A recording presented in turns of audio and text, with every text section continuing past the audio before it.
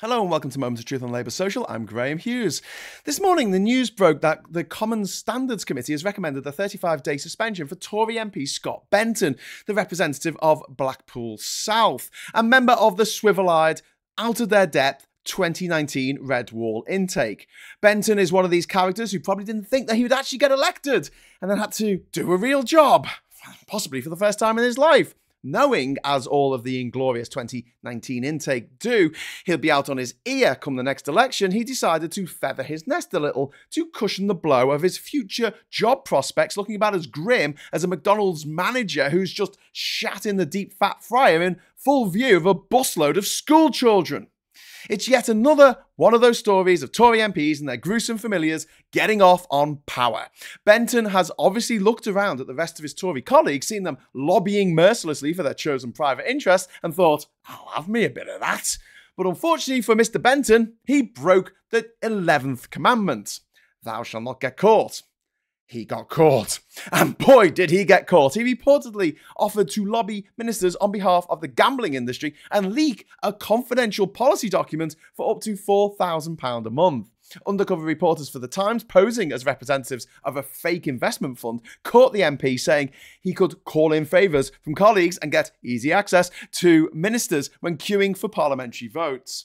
But here's the thing. This isn't anything out of the ordinary for the Tories. You think about how much bribery and corruption, euphemistically called lobbying, goes on in that party. Just this year, BP signed a $1.5 billion deal with Infosys, the company that our Prime Minister and his wife have £700 million worth of shares in, and a few months later, Rishi Sunak started doling out licenses to drill for gas and oil in the North Sea like they were candy. And we weren't in the middle of a climate catastrophe directly caused by the drilling and subsequent combustion of said gas and oil.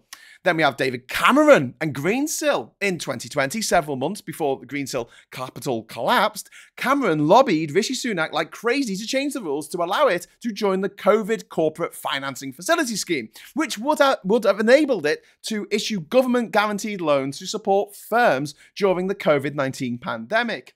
He's now our Foreign Secretary for no adequately explained reason. And that's without even mentioning the corruption under Boris Johnson. Not just the PPE contracts, but how much he was being paid by the Russians to back Brexit.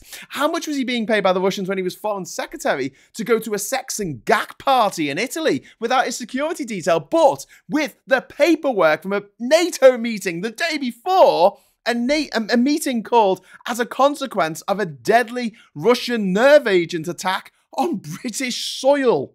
Said sex and gack party was organised by a man who was a member of the KGB and his son, who for some reason is allowed to own the Evening Standard and be a major investor in the sarcastically named The Independent. A man who Johnson has made an unelected lawmaker for life in the UK's House of Lords. The Lord of Siberia, apparently.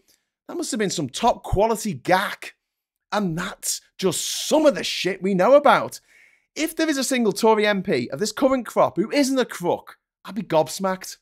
I don't have a problem with Scott Benton going down for this.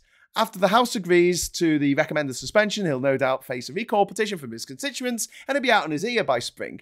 And as a leaving gift to Sunak, there'll be yet another humiliating by-election defeat on the cards for the Tory party. But my question is, why MPs, particularly Tory MPs, who have done pretty much the same thing as Scott Benton, have not also been stripped of office? If I had my way, they would be stripped of their liberty as well and thrown in a jail cell for the rest of their miserable, stinking, grubby little lives. Let me know what you think of all this in the comments below.